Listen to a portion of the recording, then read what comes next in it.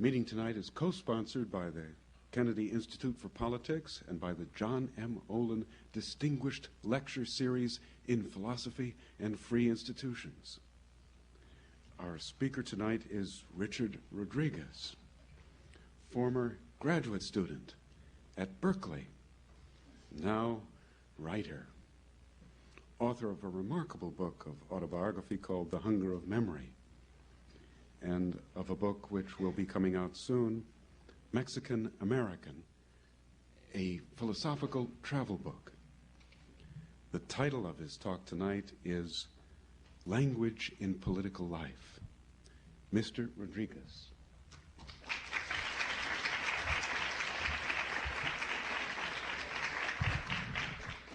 Thank you.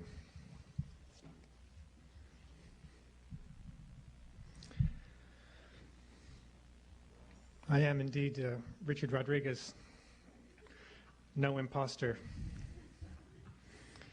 I stand here with a bit of uncertainty in my voice, having just flown across the country a few hours ago, and suddenly finding myself at Harvard facing you with this difficult assignment of being sponsored by the Department of Government and by the Kennedy School, when in fact I am a writer. There is some impertinence there, or at least some misunderstanding on somebody's part. Writers don't normally come to places like this. I hear that I'm competing across town with some other poets, and yet I'm here talking about politics, but I am not a political scientist,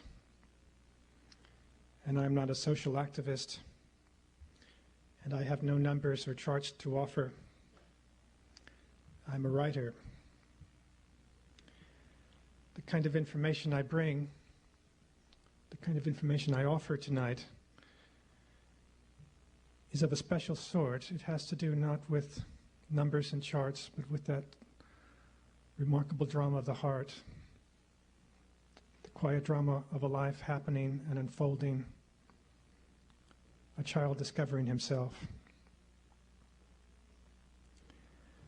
There was a time when perhaps I wouldn't have needed to apologize. There was a time perhaps when we would expect that Matthew Arnold, if he were alive today, or William Wordsworth, if he were alive, would have something to say on a political issue like bilingual education.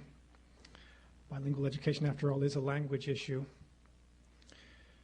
But we don't expect to hear very much from poets or writers about issues like bilingual education. Those issues have become the province of political scientists, political experts, social activists, and not writers. I stand here by virtue of one book. I may be that strange animal, the one-book writer. Hunger of Memory was published 4 years ago. It was published here in Boston, as a matter of fact, by a wonderful publisher, David Godine, some of whose ex-employees are in this room, some of the people who saw that book to fruition. One book, and somewhere between the front page of the New York Times book review and the 808 segment on the Today Show, I found myself suddenly an expert on Hispanics and Hispanics in education and minorities generally. I found myself also, I should say, candidly, the brown Uncle Tom, something of a joke in the Hispanic community, rarely invited, the embarrassment, the odd little man with funny opinions, Richard Rodriguez. In political circles, I suppose my name is associated with two rather eccentric political positions I've taken. One about affirmative action, my decision to leave teaching a few years ago, my protest against affirmative action. There are people who've read my essay on that subject and who don't quite believe it after these years. They keep asking me, where am I teaching? As though that was somehow a decision of the season. But I gave it up, and now I call myself a writer in lieu of of teaching. My other political opinion, it's probably one I'm more commonly associated with, is of course bilingual education. I've come to say tonight, first of all, that I have almost nothing to say about bilingual education.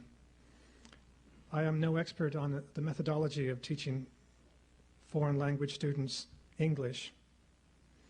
My interest in the debate has been largely ideological. When I hear bilingualists talk about using a family language in the classroom, then I get very interested, because then I think we're talking about ideology as well as methodology. But I'm getting ahead of myself. Let me start at the beginning. This podium, this room, this microphone. Ladies and gentlemen, Richard Rodriguez. And you end up here at Harvard University on a Thursday night. And it is April and cold. And you wonder what they are seeing, what they are thinking. What do you see? My dark face, obviously. This Indian nose, this remarkable Indian face. From where? I do not look like my father. I do not even look like my mother. I am the Indian face child in the Mexican household. What do you see? The Italian suit, this brown suit I purchased last year in Rome. The flesh-colored glasses I'm wearing. What do you see? What do you think you see? If I could be impertinent enough to ask you not to see, but to listen to my voice for a moment, I would ask you to listen to the sound of that voice, not the words I'm using, but the sounds I am making. Until I was about 7 years old, I spoke Spanish primarily. And when I spoke English with a very thick Spanish accent. And now I carry this voice. And you should wonder about this voice, how it comes to be, where I got it, how it got formed. Somewhere along the way, this voice got stripped of its Spanish accent and became yours. I lingered around you too long. I listened to the way you laughed, the way you talked. I copied you, and now I am you. Listen to the voice and wonder about it, about the lifetime it implies, about the slow, difficult process from one language to another, about the costs. This is the voice of my teachers, my earliest teachers. This is the voice of my classroom friends, the people on the other side of my desk, Billy Reckers, Mike Bradley, Carol Schmidt. This is not my father's voice. Listen to this voice amplified through this microphone, this voice sounding through this microphone. There was a time in my life it would never have occurred to me to stand at a microphone like this and to speak to you in a public voice, in a public room, before strangers.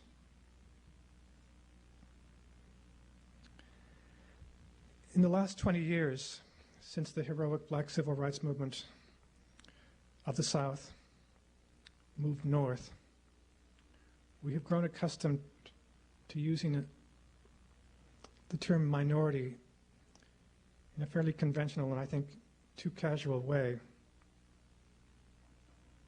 We talk about minority in a simple numerical sense. We say that certain groups of Americans are minorities because they are, and another word we use a lot these days, underrepresented in public life. Who are minorities?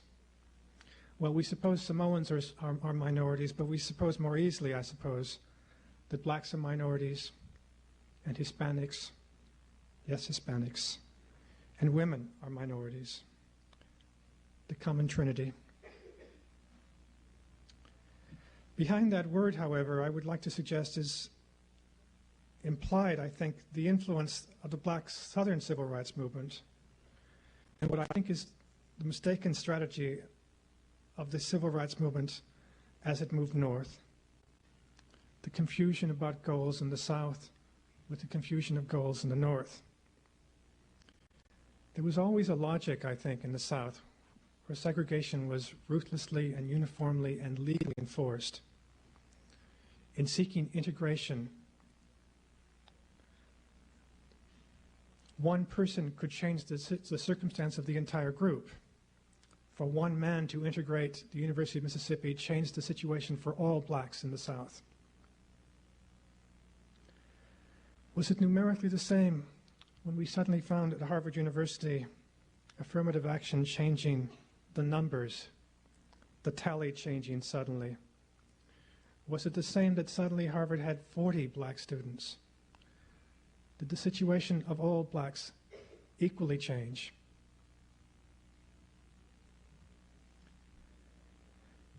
There is another word, another use of the word minority that I would like to propose tonight, and that is minority in a cultural sense. Minority meaning someone who does not and cannot assume his place or her place in public society. The cultural minority rather than the numerical minority. They are sometimes old. They are sometimes, to use the euphemism, people of color. They are sometimes disabled. They are sometimes white. They are almost always uneducated. And they are almost always poor. Cultural minorities. The concern of the last 20 years with numerical minorities, I think, has let us forget the difference between Richard Rodriguez, the numerical minority, and some other stranger who is not in this room, some other man, Hispanic, silent, other, elsewhere, cultural minority. We have forgotten them, and we have advanced us. And we stand here in brown Italian suits, and we wonder about the unfinished business of the last 20 years. And it is beginning to occur to some of us that perhaps the word class, social class, has a place in the social reform movements of the 1980s. I have come to Harvard to say tonight, through a microphone in a brown suit, that I am not a minority, at least not in a cultural sense. I have come to Harvard tonight to say that minorities do not stand at microphones like this one. You have seen them, and I have seen them. I am thinking of a woman in Los Angeles now, a Mexican-American woman who has lived all of her life in the city, 60 years, and that does not know where UCLA is. A woman who barely speaks English, a woman to whom it would never occur to appeal to a government agency for help. And I think of that word minority in its deepest cultural sense. Minorities have her face. Minorities also have tough, hard faces. I am thinking of gang members in San Francisco in the Mission District. Gang members who do not assume their place in your society, our society, this room, whose affiliation with each other is their only society, against us, public society. Minorities. Minorities have their face, hard, mean, tight, unrelenting, unforgiving, angry. I was bouncing around in a Jeep a few days ago with a border patrolman at the San Ysidro border between San Diego and Tijuana. And we were driving at about this time of night in those 3 or 5 miles of no man's land between those two great countries, Mexico and the United States. And we were looking through binoculars for pollos, the slang word for undocumented aliens, the shadowy figures climbing over the hills through the canyons, men and women, poor, some middle class, from Mexico, from Central America. I was with an officer named Robert Martinez. We didn't have much luck up on the hill, so we decided to go down to the 7-Eleven, which is where the pollos accumulate after they made their way through the weeds and the canyons. And we found ourselves arresting pollos who were at telephone booths, waiting for rides, trying to hustle a cab into Los Angeles, 100 miles away. And Officer Martinez would put the pollos in the back of the truck, and there would be since this truck was separated by only a grate, there would be a whispering behind us, the pollos talking among themselves, to each other, their quiet, soft voices. Such remarkably gentle people. If I could tell you, if I could speak it, I would try to tell you something about their sound, because one of the things that impresses me most about minorities is the way they sound when they are in our presence, how quiet they are, how diffident, how other.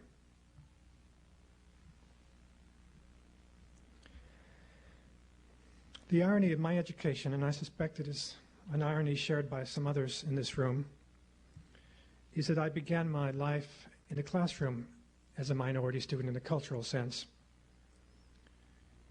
And then many years later, when I was a graduate student, and no longer a minority in that sense, many years later when I began to assume this public voice, I became a minority student in a numerical sense. The irony, the embarrassment, the guilt.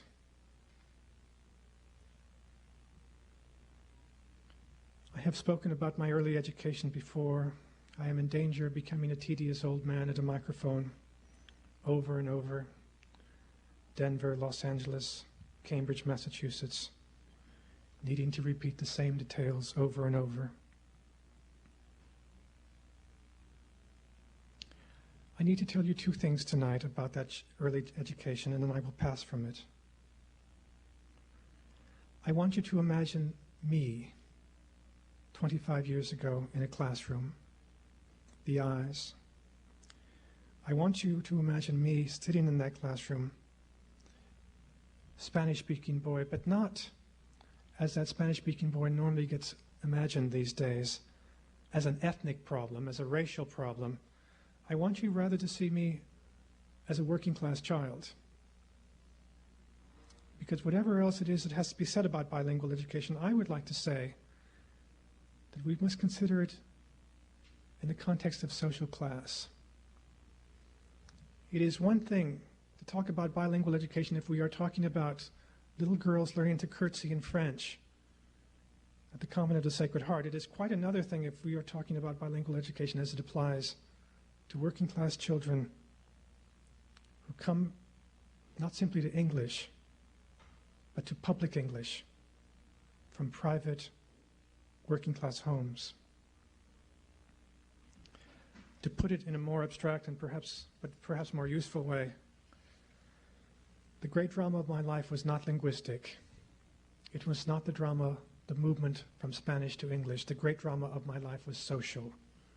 It was the movement of this child become a man, from working class boy to middle class man. Looming, her thighs thick, the rosary falling from her breast, the nun in front of me said, Irish Catholic nun, that my name was Richard Rodriguez. That was frightening, but it was not surprising. I assumed she spoke English. I assumed it was an English world I was entering. What was astonishing was when she said that I was to repeat it after her, and that I was to repeat it in a loud, clear voice for all the boys and girls. For all the boys and girls. To ask me to do that, of course, it was to ask me to assume a public voice, to ask me to address strangers, to ask me to address an anonymous audience, and I had never done it before, ladies and gentlemen. Say it after me, your name, to all the boys and girls, she said. And it was not a question of Spanish or English. It was another question that she was asking me to move from the realm of the private, the intimate realm of the personal pronoun in Spanish to the public realm of usted, and I would not follow her. 2 observations. I would remind you when we use that word public school that although it was a parochial school I attended, it is essentially to become a public person that we go to school. We have forgotten that recently, I think. Well, we have forgotten certainly the imperative of becoming public in schoolrooms. The purpose of my education, and I think it was rightfully done, was to make me a public person.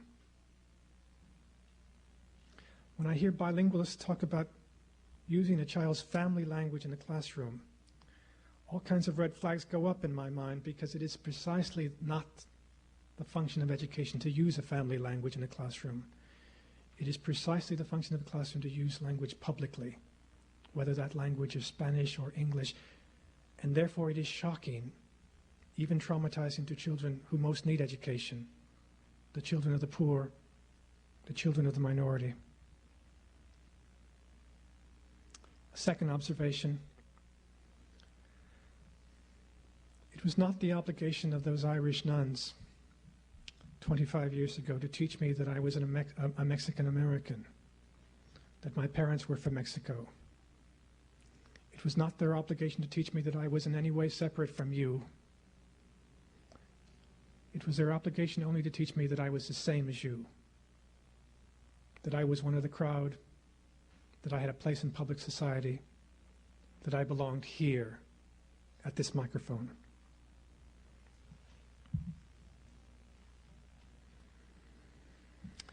My father came to this country when he was about my age. Escaping Mexico, he thought for Australia, but he never got there. Escaping Mexico on a boat one night, orphan child. Escaping Mexico and Mexico's anti-Catholic persecution. Escaping Mexico without any romanticism about the past, and not much for the present, for us, for this. My father came to San Francisco one night and thought he would stay a few months to earn enough money to go on to Australia. And he met my mother, and then there was us, and he never left San Francisco, and he's never made it to Australia. And my father looks out on San Francisco today and retains that immigrant skepticism that he came with. And he would tell me to tell you that there is no unity in this country. This country does not exist. The mess that is San Francisco does not exist. It is a city without a city. America is an idea, not a country. There is no unity here, he says. And it is the obvious thing to say when I look out at your faces: there is no unity here. The face is so different out there. So many pasts, so many memories, so many grievances, so many blessings. There is no unity here. It falls to the sun to say the opposite, however. It falls to the sun to say that in fact there is a remarkable unity here, that this country exists, that there is a bond in this room, uniting us as surely as this voice is sounding, that there is an America here, and that there is something about me that makes me more like you than makes me even like my father. The boys saw it. It was in the assurance of neon in Sacramento. It was in the pace of the crowd downtown. It was in the slouch at bus stops. It was in the pitch of your voice, that high feminine pitch of American English. It was everywhere. America, you, collective you, American English, your voices. My father says it does not exist, this country, there is no unity, but I say it does exist. You were overwhelming to me. You were everywhere I turned. You would have smothered me, and then I became you.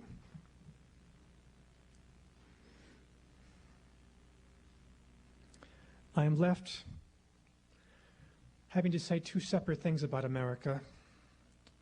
The first about loss, the first about tragedy. This is a country you gain by losing. This is a country you gain by stopping to be Chinese, by no longer being Italian, by losing hold of France and Poland and Africa. This is a country you gain as you give up your hold on Mexico. And you end up in Mexico City, and the Mexicans tell you that all the time. You tell the cab driver where you are going in Spanish, and he answers you in English because he knows in a minute where you are from. He knows your secret. It is no secret to him. He has seen your like before. There is a tragic memory in America. It is a memory of loss, of children coming home from school no longer able to speak to parents, of silence, of summer vacations, the distance, the great distance. This is a country where grandmothers stand at windows and nothing gets said. But we are an optimistic people. We do not like to talk about such things, at least not after dinner. We do not admit tragedy easily. If there is soreness, you pass on. We are an optimistic people, and we look to the positive. That is one of the reasons I think Americans do not like to talk about what we give up to get to this room. The other reason I think it's a little bit more mysterious and perhaps a little bit more interesting, and that is that America is a Protestant country. We were born Puritan and bred Protestant. That leaves us with a remarkable virtue, the great Protestant virtue of tolerance, I think. It is the most remarkable virtue about this country. The thing that astonishes the immigrant child, certainly. It's tolerance. But Puritan America has little way otherwise of understanding, of talking about its unity, about the fact that it is also one. Protestant America is quite good about protecting diversity. Puritan America is not so good about talking about what we have in common, the paradox. We are without a Catholic sense of community here. We are without a voice, a rhetoric, a way of understanding the fact that we are alike, that we are a society. The Puritan teaches us only, and through paradox, that we are a society of individuals. But deeper than that is the truth, that beyond the individualism there is also this community. And so you get Ronald Reagan and you get Jimmy Carter to agree that diversity is a good thing in this country. Who wouldn't say diversity is a good thing? But the child in Sacramento, California knows that America is whole and one, and that there is a taste here and a slouch and a Jeffersonian grin and a hand extended and an American voice that says hi, and it is hard for the child to look away.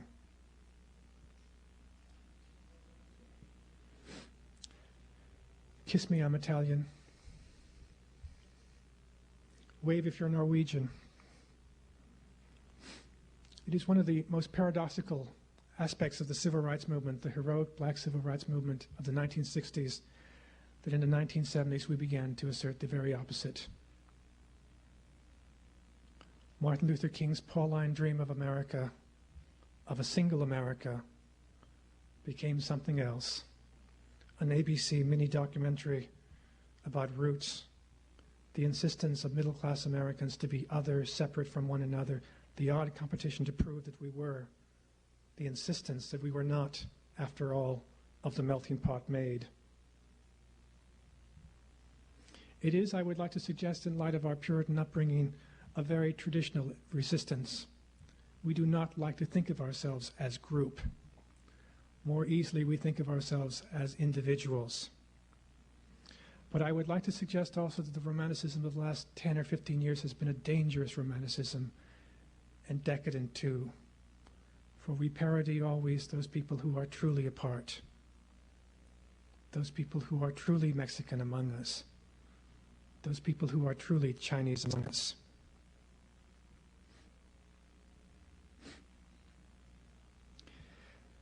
There is a special reason, I think, that Hispanics generally have been at the forefront of this ethnic revival movement.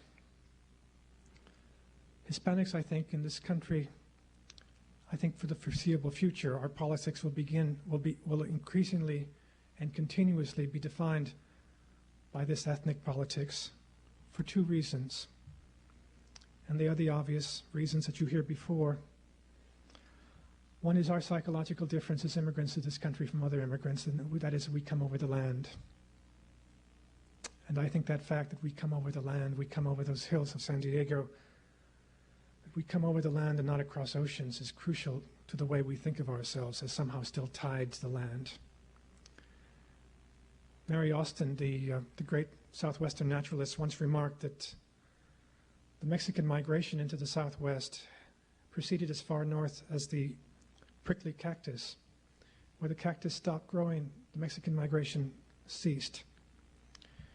It is true that today, a century later, there are Mexican American communities all over the United States, but it is also true that 85% of Mexican Americans live where we have always lived, in the Southwest, in that land which is most continuous with Mexico, the fulcrum of Mexico, Mother Mexico, in the same time zone as Mexico. The past is not something that we leave behind, and that weighs on our imagination, and that makes us different. It also makes us different that immigrants from Hispanic America, and I speak primarily of Mexicans, barely think of themselves as immigrants at all, because what they carry, what we carry into this country, is a long grievance against this country. The memory of the loss of the land, the great loss of the land in the 1840s to the gringo. It is that grievance, I think, that makes us more like American Indians than black Americans, finally. It is that grievance, I think, that has dragged on the imagination, that has kept us apart, that has kept us unwilling to assume that we belong to the American city. At its best, the Hispanic movement of the last 15 years, I think, has sought to find a dignity for Hispanic Americans, a dignity that the history of the last 100 years has denied us. The language has worth, after all, we insisted. We have worth, after all, we insisted. At its worst, however, the Hispanic movement has been profoundly beside the point. I end up arguing with other Hispanics, middle class like myself, about bilingualism and about Spanish and the value of having two languages instead of one, and about grandmothers standing at windows. And what is needed in Los Angeles are street lights and better health care, and we argue about grandmothers. A couple of years ago in East Los Angeles, the seat, which was for many years held by an Anglo, the city councilman in East Los Angeles, who regularly, because he spoke Spanish, would get reelected, was being challenged by two Mexican Americans who spent most of their campaign arguing with each other about who spoke Spanish better. And so it goes. You end up debating Spanish versus English, when in fact the real issue, I think, the profound issue, is the difference between private and public language, the difference between public and private life. A few months ago, I surprised a number of my critics, and perhaps some in this room, and also some of my friends, when I published an editorial, an op-ed piece in the Wall Street Journal against the English Language Amendment. I suppose all of you know about the English Language Amendment. It's the amendment being sponsored by, among others, ex-Senator Hayakawa, and more surprisingly by people like Walter Cronkite, Saul Bellow, and Gore Vidal. The English Language Amendment would seek to make English our official language. And I wanted to say that I was against that English Language Amendment, not because I am for bilingual voting ballots, I am against those, but I'm against any amendment which would make English our official language, because I think that it also is beside the point. My allegiance is not to English. My allegiance is to the public language that most Americans use, which happens to be English. It's a crucial distinction because I'm trying to point again to the necessity of public language. It is necessary that we speak a language in common. That language is English or Spanish or Esperanto seems to me of secondary importance. Mexican Americans, and I did it just a few minutes ago, have the bad habit of calling people who are not Hispanic Anglos. I've never liked that word very much, although I use it. I never understood who an Anglo is exactly. I never understood whether blacks are Anglos or Chinese are Anglos. There's a deeper trouble with the word too, and that is that I think it gives too much of non-Hispanic America to England. There are people who say that you are so anglicized. How can you be so anglicized? They say, I am not anglicized at all. I'm Americanized. I speak, and I like the ungrammatical construction, I speak American. This language, the language I'm using, is a language constructed and reconstructed and reshaped and added to by Yiddish-speaking grandmothers and Chinese grandfathers. And there is not one person in this room who speaks my language who does not therefore speak Black English, because it is everywhere in my voice. I speak American. We took this language from the English and we reshaped it, and it was our primary revolution. We made it its own sound. There is in this language, English, a remarkable residue of Spanish. It is everywhere in the vocabulary of the language. Thousands of words, brought, borrowed, stolen, overheard, mispronounced. There is also in this language a tone that comes from the Spanish-speaking, and I think that tone will grow louder and louder in the future, which is to say, I think the Spanish-speaking are going to more and more change the nature of English, its tone. But the irony of influence that lets one ethnic group change another is that it always occurs where it seems least to occur. It occurs in the suburban shopping mall among assimilated people who seem not to be carrying any great inheritance after all. When people are separate from one another, when they are truly separate, when they live across town, when they never touch, when they are most purely ethnic, nothing is shared. It is when they begin to lose that ethnicity. It is when they begin to become like the person that they meet, that in fact they change the person that they meet.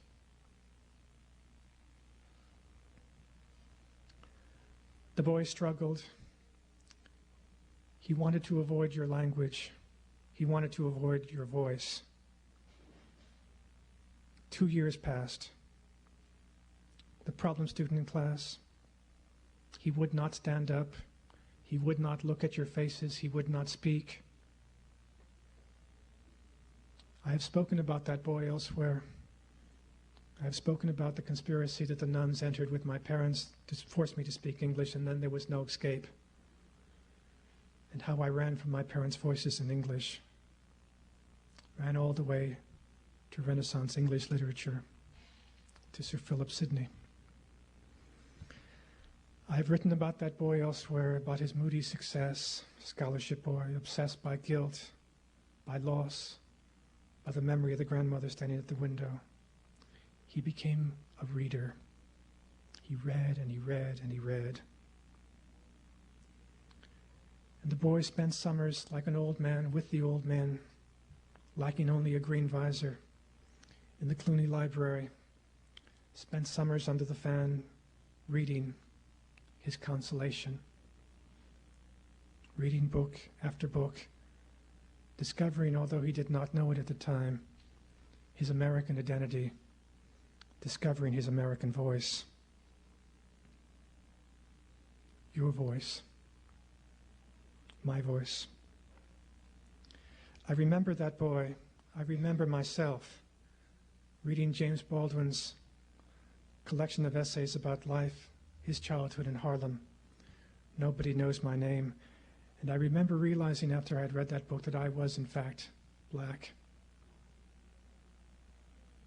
And I remember reading William Saroyan, his stories about Fresno, California, the immigrant childhood. And I remember realizing that I was Armenian.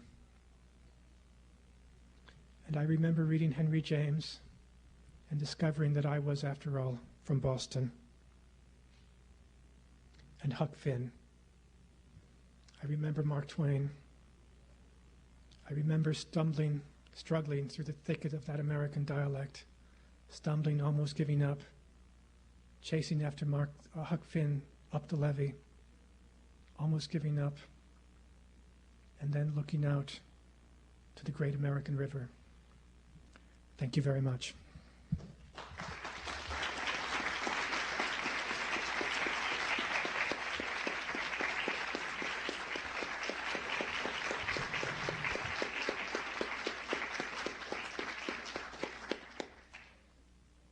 I have time for questions, and I would appreciate any questions that you would have. If you'd like to address them either from microphones or, since the room is relatively intimate, from where you're sitting. Yes. I also was stationed for a period of time down in the lower part of the country, namely the San Antonio area. Just a few weeks ago, we had a man who lived in West Somerville and who was the mayor down there. He indicated that now there is a population, Spanish-wise, of over 51%.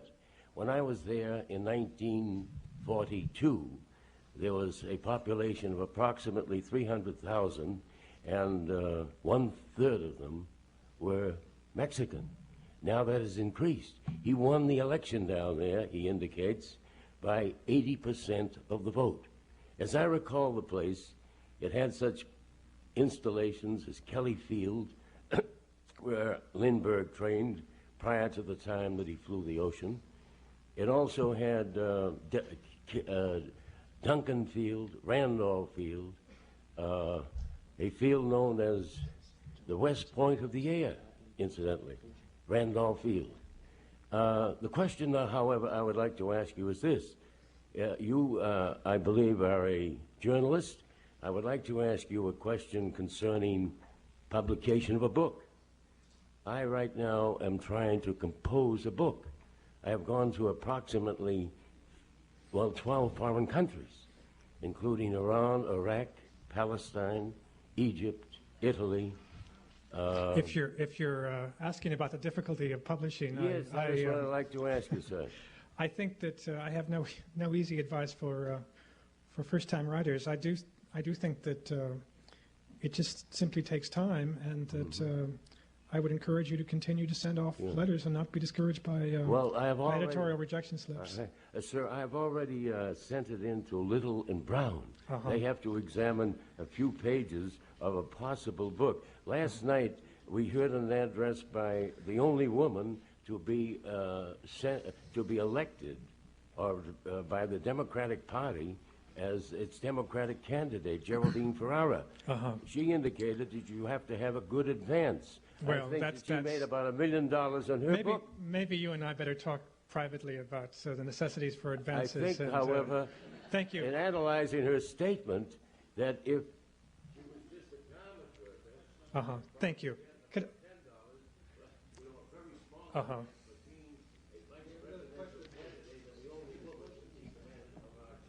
Thanks very much. Yes, I'm sorry. I have this written. I've been planning this for years. I challenge you, Mr. Rodriguez, to listen to my voice. I also spoke Spanish primarily until age 7. It has also become the voice of those around me, of you, as it has maintained the voice of that other people, that other culture which was also mine. How do you justify then the singularity of your experience? In addition, do you not realize that whether your language is purely unaccented, your face, your color, and your voice speak another language, one that is as strong, as clear, and as accented as any person who says yes instead of yes? In addition, if you identify your drama as social, rather than linguistic? Why then have you emphasized the English rather than the Spanish voice, rather than speaking of public versus private? Because in your effort to make that distinction, you have just become part of an oppressing community that tries to prejudice and discriminate greatly in regard to those people that speak another language and that have not been as lucky as you. Your question comes in several parts. I'm not sure I'll be able to respond to all of them. I can repeat it. All right. The part that interests me most is the question about my face. It always surprises me when I hear questions like yours imply that, in fact, I would deny that I am Hispanic. I will never deny that, although I am not sure that you would ever be in a position to tell me exactly what that means. Let me give you a little bit more background about Richard Rodriguez. Like most other Hispanics, I am the creation of assimilation. In my face, but also in my name, you will hear and you will see Spain and Indian America united. There is also, on my father's side of the family, there are Jewish relatives forced out of Spain in the 18th century and French-speaking aunts. Richard Rodriguez comes many years later to find himself in America and is told by a stranger not to deny his face. I do not deny my face. I take it that I am being most truly true to my Hispanic identity by, in fact, celebrating the creation of Richard Rodriguez, the remarkable melting pot, which in the United States would have been a crime, miscegenation. In Mexico was its greatest achievement. That I stand a complexity of persons, that I'm not afraid to become a new person, I think is the most truly Mexican thing about me. Yet, if I understand your book correctly, you said that you actually turned your back, and I think those were exactly your words, that you turned your back on your parents, and in turning your back to your parents, how can you call that a creation of what is truly Hispanic? That was the juvenile turning his back. If you ask the adult to stand here and justify the bratty child's response to an early trauma, I cannot do it. I can tell you that the child misunderstood their love, misunderstood their necessity, and has come to understand it much better as an adult. There are people who tell me, of course, that it didn't have to be anywhere near as awkward as it was for Richard Rodriguez. My brothers and sisters did not go through the trauma that I went through with Spanish. I do not know how to account for that, but neither will I apologize for it. I think there is something to be learned from the trauma. The curious thing about writers, I think, is that they are so unhealthy, that they are, in fact, not normal, that they are high-strung, that they weep before dinner, that they don't take language casually. And when Mamacita begins to speak a new language, they don't take that casually. I wish I were more normal, but then I probably wouldn't be standing at this podium if I were.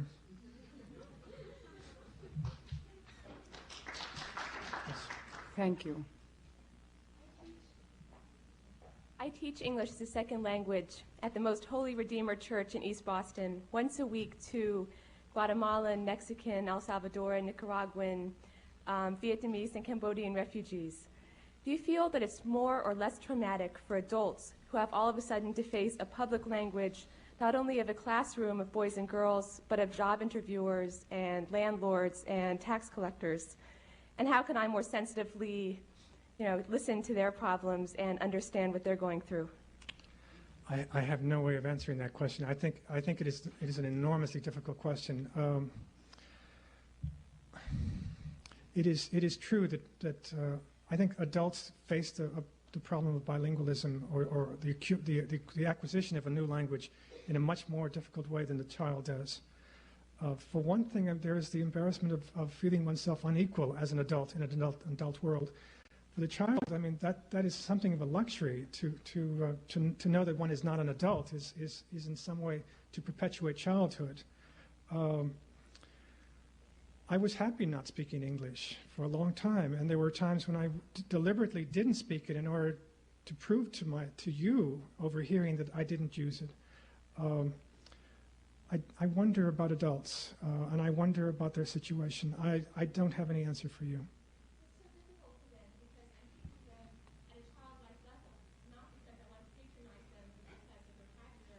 That's where language begins. It begins, I was reading a Spanish translation of Hunger and Memory the other day, and it occurred to me that one of my skepticisms about bilingualism generally, I share Truman Capote's observation that he's never met a true bisexual. I've never met a true bilingual. I understand the linguistic skill of managing several languages. In fact, I have a friend who learns a new language every summer. He's on to Hebrew this summer. But I don't believe he doesn't speak any more than one language at a time. I've always been interested in writers like Vladimir Nabokov, for example, who in the course of their career might write in several languages, but rarely do so simultaneously. It's almost as though a language takes possession of the soul while you use it. I don't know what it would be like to be an adult and to have to give up a language and to start all over again. I'm watching the progress of Joseph Brodsky, the poet, his acquisition of English as a literary language now. It seems to me one of the most moving spectacles of our times. The man who cleans my apartment in San Francisco used to own a department store in Saigon, and he writes a beautiful English with his hand, but he can barely speak it, and he becomes a kind of giggling boy man when he speaks to me. It is a mystery. Yes, I have a question up here. Yes. Mr. Rodriguez, your paternalism greatly disturbs me. And what disturbs me even further is the lack of criticalness of the audience here. But my question is at a level a little bit higher than that. You talk about public and private language. However, in your discourse, one thing you fail to discuss is the notion of ownership and who owns this public language that you talk about. Regardless of whether we talk about Spanish or English, when we talk about the public language of the United States, we talk about a dominant class that owns that language. Regardless of how well children or students of any age learn to speak English, if they're a minority, if they're from a lower socioeconomic class that doesn't have power in the society, they will never become owners of that language. They may become speakers of it, but that's very different than becoming owners of it. For them, it's public only in the sense that it gives them a way to communicate with the people that dominate them. It's never, would you let me finish, Sure. please? It's never become their personal language to relate the personal to the private, to the public, and to the political. But even over and above that, I think we need to look at what goes on in public schools.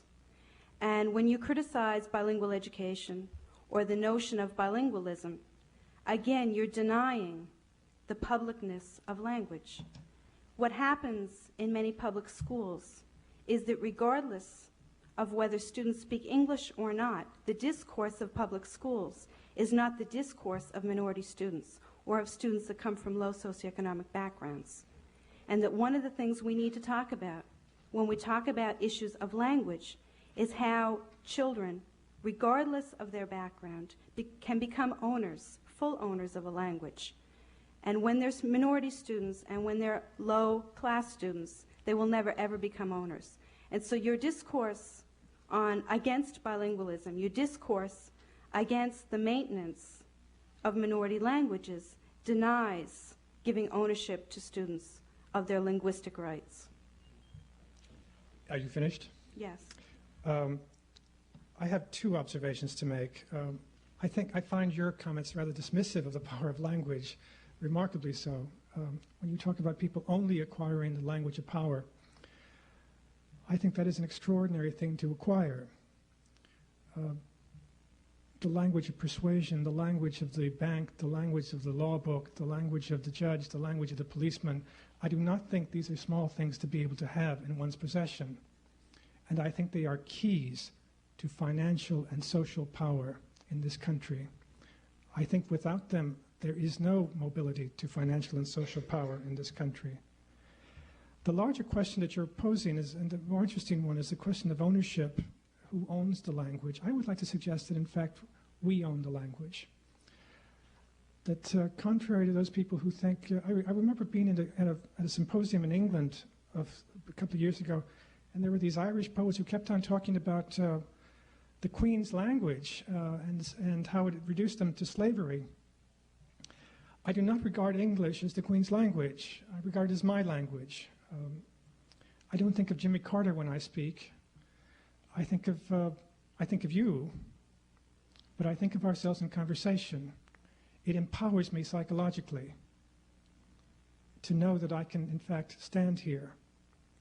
I do not regard that as a small aspect to my growth or to my education. That, in fact, I have taken the language, and like Prospero, I have stolen your books. Yes. Mr. Rodriguez, I respect your opinions as an individual. However, what concerns me as a Mexican-American, is that there are so few of you who are writers and who are scholars that I think that anything that you say is taken as the truth, as a universal truth by the general American public. If in fact you say you know very little about bilingual education,